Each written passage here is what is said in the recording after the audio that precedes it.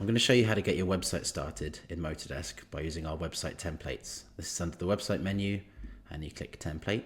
You can then scroll down and have a look at what we have available.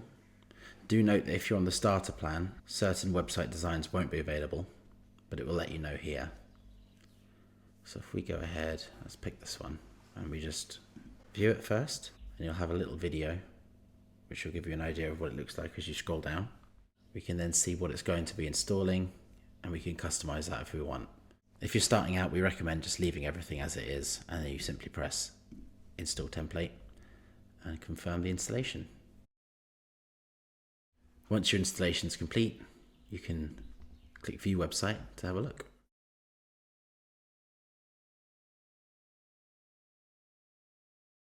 You can then go into website pages and start to edit the website yourself. We have a guide and a video on editing and creating new website modules. And often it's just a case of clicking the plus icon in the module you'll want to edit and editing as you please.